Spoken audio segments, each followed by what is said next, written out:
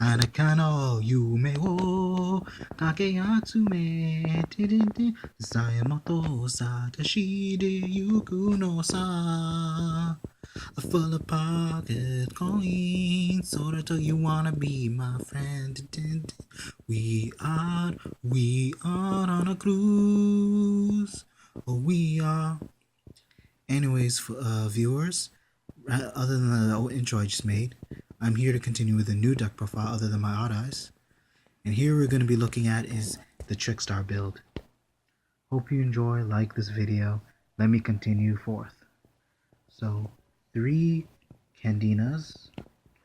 No need to explain, it's a mandatory card. 2 Lily Bells. And for the reason I'm playing 2, because I am milling a lot of cards in my deck. So, you'll be seeing what's going to happen eventually when I show you that card. So, continue forward.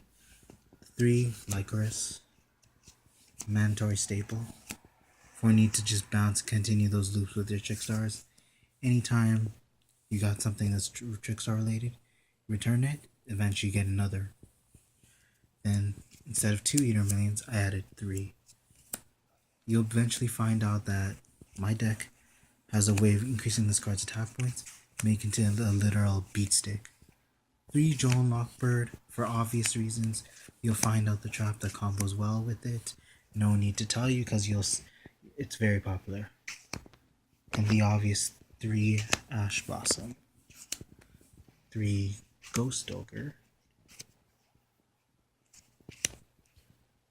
which is pretty much my staple hand trap. With these 3, I'm pretty much in control of most of my duels, which led to me to most of my wins. A Soul Charge to expand my link plays, considering this deck isn't highly dependable on link summoning. 3 Desires.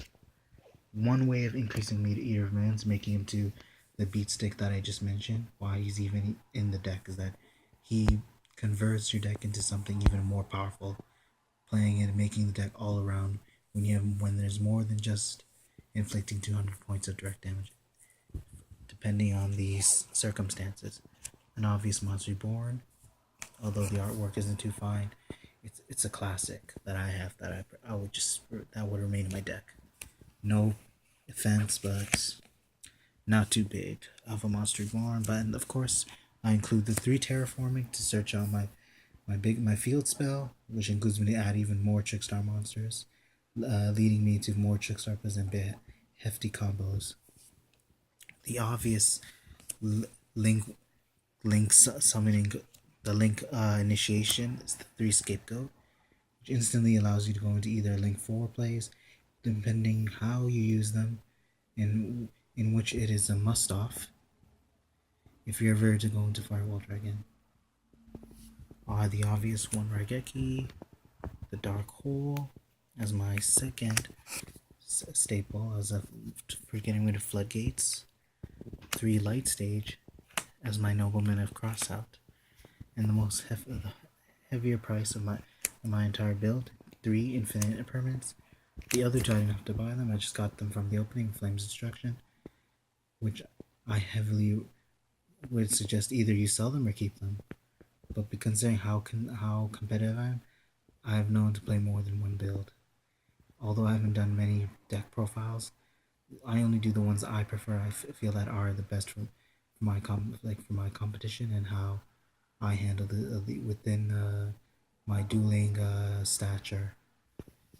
3 tricks which you must need. 3 Reincarnation.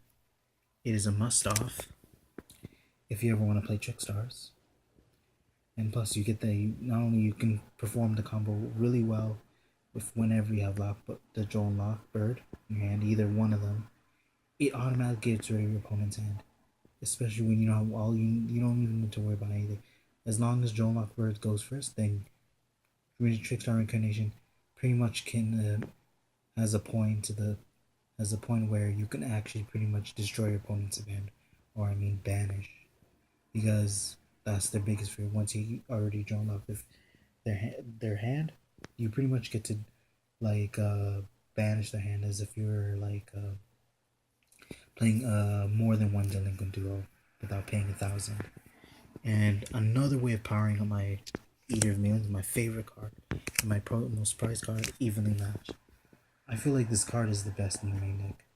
Other than that, I really don't see anything wrong with it being hit. But at the same time, when I look at this card, it's still very highly reliable. Because you most time it would work first time, but even if you see 2 or 3, it's not really that like overwhelming. Like it just adds more coverage. Although your opponent gets to choose, you can pretty much have the advantage by banishing their field. Because the whole point is that you want control of duel regardless, whether it's not needed. It is a must-off if you're to help beat FTKs. And you first of all, and being second's not always a bad thing. Sometimes it's a plus, most of the time. Of course, my favorite Firewall Dragon. I just got this from my pack opening. Hopefully, it doesn't get banned. I rather remain in one. It should not be more than 2, or it should never be semi-limited at all, even or limited. Just one is where it's most important, so you can continue forth with other link spam plays and to get you whatever monster you need from your graveyard.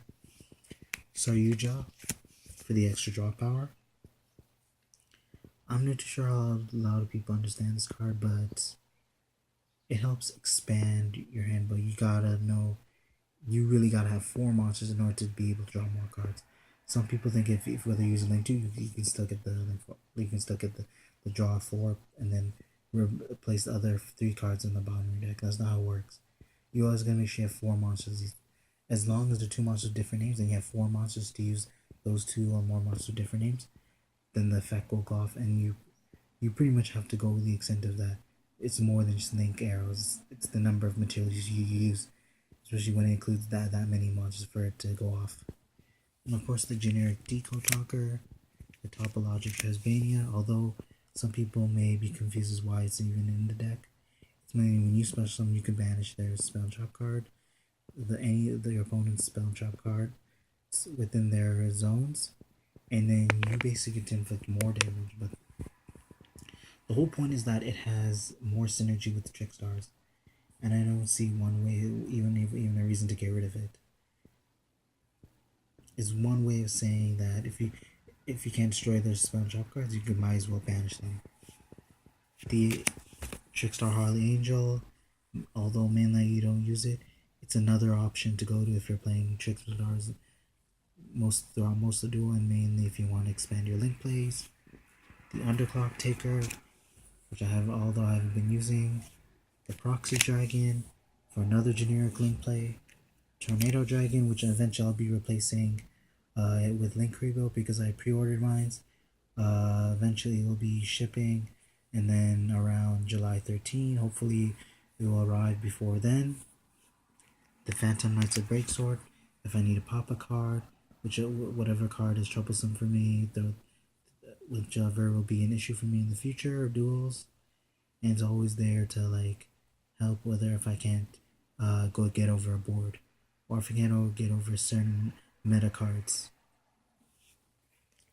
The Trickstar Crimson Heart, this card has actually been very useful, allowing me to gain even more draw power when use her necessarily. If what happens that you even gain more life points, sometimes allowing you to even help you even draw more cards. The Topologic Bomber Dragon, for the fact that you can destroy monsters in the main monster zone, although it is mandatory. It just has more synergy with Trickstars like the other cards.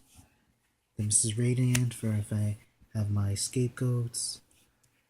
The the generic Link Spiders, which I use obviously for my scapegoats only. And then my boss monster of the deck, Borlo Dragon. Whether Firewall Dragon gets hit, I could replace that with another Borlo, and I'll eventually be opening the Megatins when they come out August 31st.